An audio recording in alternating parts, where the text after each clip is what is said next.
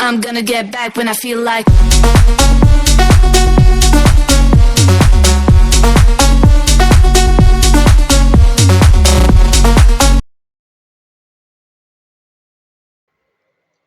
Halo, selamat pagi, selamat siang, dan selamat malam untuk sobat full throttle yang sedang menyaksikan video ini. Apa kabar kalian hari ini? Semoga sehat selalu ya. Bagaimana aktivitasnya ini? Semoga dilancarkan ya dan tetap semangat. Baiklah, pada video kali ini saya akan review sebuah motor berkapasitas 250 cc atau 1/4 liter dengan konsep gaya bobber. Ya, kalian nggak salah dengar, di Indonesia sudah ada motor bawaan pabrik gaya bobber 250 cc V-twin. Ya, sekali lagi V-twin. Nah, yang paling unik di motor ini adalah suspensi depannya. Dia bukan menggunakan suspensi teleskopik atau ya dia nggak menggunakan suspensi teleskopik ataupun upside down, tapi menggunakan suspensi multi-link di bagian depannya. Ya, sedikit mengulas tentang suspensi link, ini sudah diterapkan pada motor-motor besar yaitu BMW GS dan Honda Goldwing. Nih, saya cantumkan di sini ya gambarnya. Nah, ya, pada motor ini tidak lain dan tidak bukan yaitu benda Napoleon Bob 250. Ya, benda Napoleon Bob 250. Mungkin motor ini sudah pernah diulas oleh beberapa reviewer otomotif seperti otomotif TV dan kawan-kawannya ya.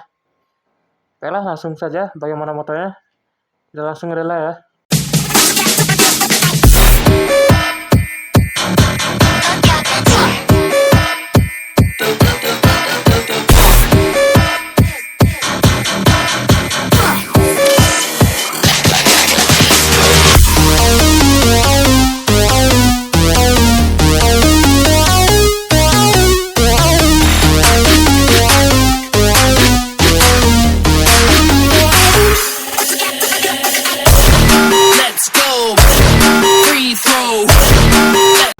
Baiklah sob, saat ini di samping saya sudah ada motornya yaitu benda Napoleon Bob 250 cc dengan mesin V-twin.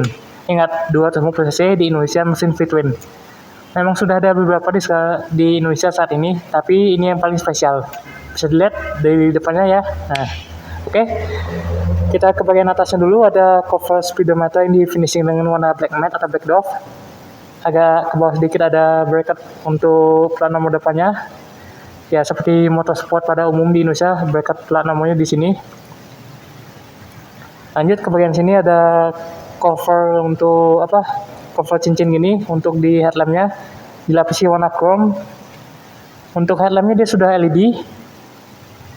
Untuk DRL-nya dia bentuk V gini, tapi ada bulatan di atas jadi kayak bentuk semangka terbalik. Di sini ada 3 titik LED.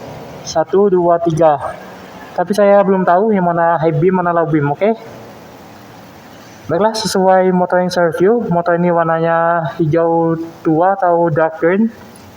Dari spakbor depan sampai ke tangki sampai ke bodi belakangnya. Nanti saya kasih lihat ya. Bisa lihat di depan nih. Yang spesial dari motor ini adalah di kelas 250 cc di Indonesia 2 silinder, tapi ini V-twin.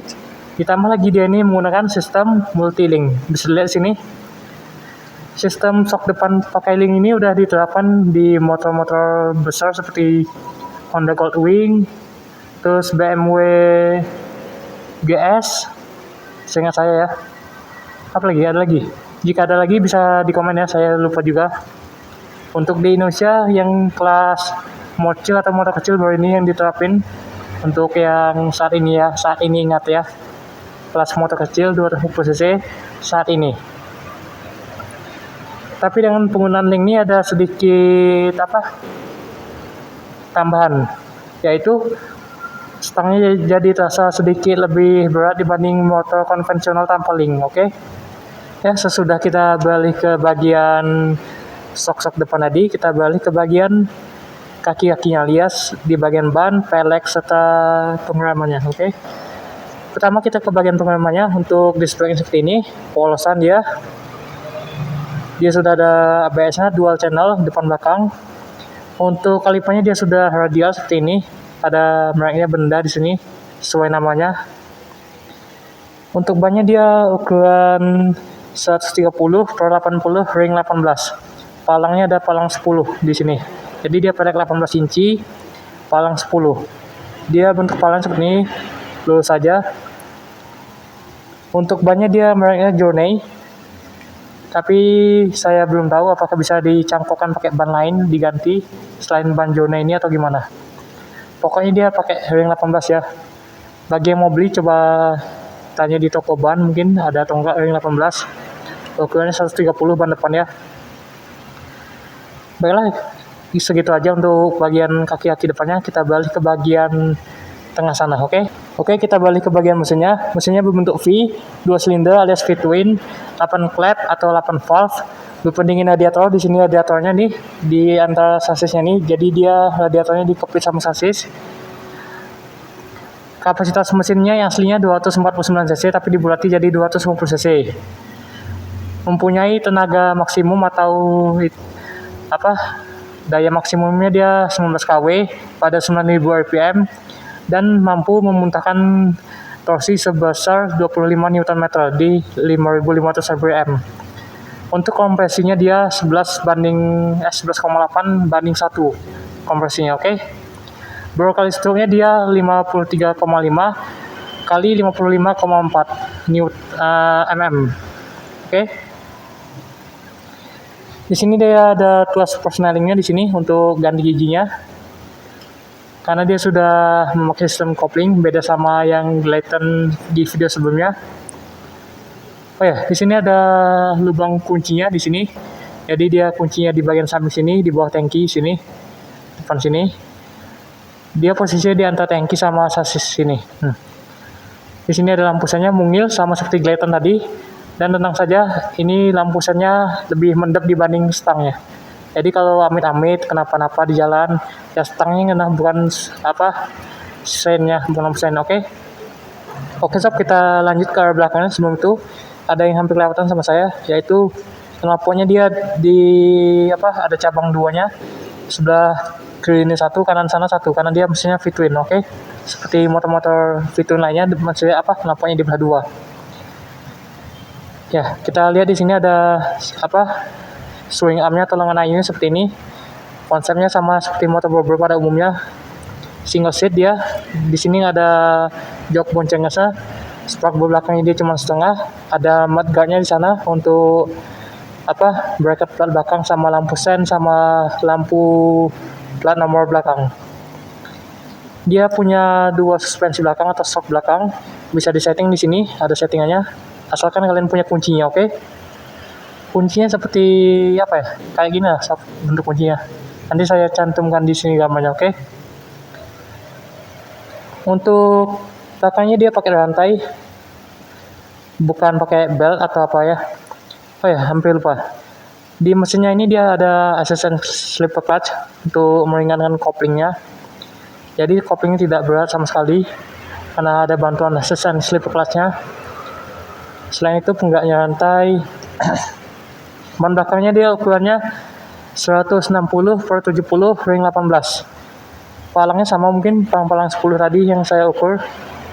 Jadi ban belakangnya sama-sama 18 inci peleknya. Cuma beda ukuran doang. Ini 160 per 70. Untuk bannya lebih padat belakang ya. Ya konsepnya kan konsep bobber, wajar. Di sini dia lagi ada ininya, cover rantainya untuk melindungi rantai dari kotorannya, lumpur ataupun debu, Gagah bentuk belakangnya, termasuk depannya. Overall sih gagah bagi saya, Nah, ini yang saya bilang tadi. Di mudguardnya nih. Ada lampu penerangannya di sini, bawah sini saya sama sekali nggak tahu apakah ini LED atau lampu halogen. Di sini ada mata kucingnya seperti biasa. Sini lampu sen yang mungil sama seperti depan, sama seperti yang Keyway Glayton 125. Mungil juga lampu sennya, tapi it's ya untuk meminimalisir patah ketika amit-amit jatuh atau rebah motornya. Bahannya juga solid, kokoh, sama seperti bagian depan, tengah. Overall kualitas dari benda ini. Kita lanjut ke bagian jok rider sama tangkinya, Untuk kapasitas tangkinya dia 9,5 liter, ya 9,5 liter. Dan ini cukup besar untuk di kelas bobber 250 cc di Indonesia.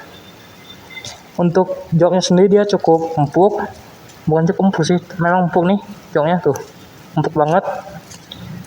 Kulitnya juga bagus, jahitannya rapi. Di sini dia ada tekstur seperti kulit jeruk gitu, bisa dilihat di sini. Di sini tekstur kulit jeruk. Di bagian belakangnya ada logo bendanya di sini. Untuk tinggi joknya dia 748 mm, sedikit lebih tinggi dibanding Kiwi Gliton 125, oke? Tapi masih oke untuk yang badannya 170 atau di bawah 170 dikit, masih oke lah. Oke, sebetulnya panel meter ini sudah TFT color screen, tapi karena tidak ada kuncinya, tidak ada akinya, jadi mohon maaf tidak bisa saya hidupkan. Tapi saya sudah tahu apa aja isinya. Sebelumnya saya ucapkan terima kasih kepada Mas Popo di channel Otomotif TV sudah membahas motor ini. Jadi saya punya referensi. Akan saya cantumkan gambarnya di sini, isi dari panel meternya apa aja, dan videonya dari Otomotif TV. Akan saya cantumkan juga source-nya, oke? Baiklah, isinya ada di gear position, odometer, fuel meter atau panel meter untuk BBM-nya, tinggal berapa kotak, trip meter, sein, ABS, check engine, dan TCS. Oh ya, untuk ABS dan TCS bisa diaktifkan dan dinonaktifkan ya. Nanti saya kasih lihat di stangnya ada tombol rombolnya, oke? Baiklah, sekali lagi saya ucapkan terima kasih banyak pada Otomotif TV dan Mas Popo yang sudah membahas motor ini. Kita balik ke stang kanannya. Stang kanannya seperti biasa, ada handle master rem depan dan bentuknya basic, tidak ada settingan adjusternya mau jauh ataupun pendek jaraknya. Untuk stangnya seperti ini, dia polosan tapi ada ini ya motifnya, garis seperti ini, garis yang masuk ke dalam. Di sini di ujung-ujung sini dia mengecil, di tengahnya membesar dan gelembung gitu.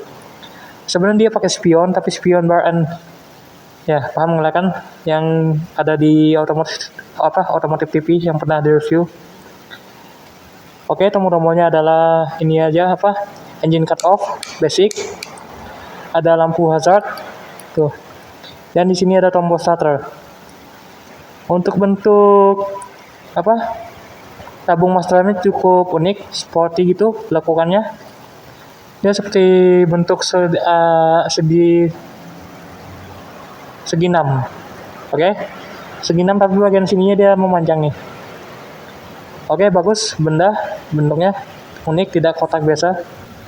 Selain itu dia di stangnya juga model clip seperti ini. Ya karena konsepnya bobo jadi dia stang clip gini. Kita balik ke bagian kirinya. Paling depan sekali ada handle couplingnya basic, tidak ada settingan jauh dekatnya. Selanjutnya ada ini pas beam. Lihat di sini bagian depan nih. Nih. Di sini ada tombol setting. Di sini ada tombol mode. Nih mode. Di sini ABS, TCS. Di sini ada tombol lampu jauh, lampu dekat. Di sini lampu sein. Di sini klakson. Untuk bentuk hand gripnya juga sama seperti yang sebelah kanan sana. Nih, detailnya. Dia sininya polosan, tapi sini ada garis yang masuk ke dalam. Lagi dan lagi, spionnya dia belum terpasang, tapi bentuknya spion bar end. Akan saya tampilkan di sini. Oke, tinggi badan saya 170 cm, berat badan saya sekitar 63-65 kg, dan ini penampakannya jika saya menaiki benda Napoleon Bob 250 seperti ini. Untuk tinggi joknya yang sudah saya sebutkan tadi sekitar 740-an mm, 748 atau 704 berapa tadi, saya lupa lagi. Untuk riding posisinya dia seperti ini, karena dia pakai stang clip ala motorsport, tapi dia upper yoke di atas jepitannya, dia terkesan sedikit lebih sporty. Nih bisa dilihat ya, tuh seperti ini posisinya jika saya naik kakinya. Apakah ini nyaman menurut sobat? Silahkan nilai sendiri ya. Tapi bagi saya masih oke karena stangnya upper yoke. Ini saya duduknya di bagian depan ya, di bagian yang straightnya nih, bagian yang kecilnya nih, jadi saya masih bisa napak. Gimana jika saya sedikit ke belakang? mentok di belakang. Masih bisa napak juga karena motornya cukup pendek. Tuh, seperti ini posisinya. Cukup bongkok tapi dia karena stangnya clip upper yoke ya oke lah. Nih jika kaki saya naik satu, seperti ini penampakannya. Untuk kaki terkesan nyaman bagi saya. Untuk tankinya dia slim, cukup slim. Nah, yang membedakan sama Kiwi Glayton ini dia bagian boxnya ini dia cukup nonjol. Yang box sebelah kirinya ini saya nggak tahu ini cover apa, apakah filter, tapi saya rasa filter. Ya nggak sih? Mungkin ini filter udaranya.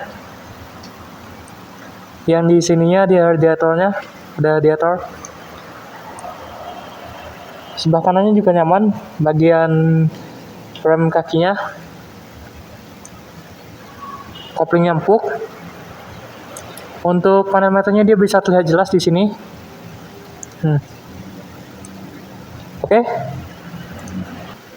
Oke, kita masuk ke sesi terakhir yaitu sesi harga. Motor ini dibanderol dengan harga Rp88.800.000 OTR Kota Jambi.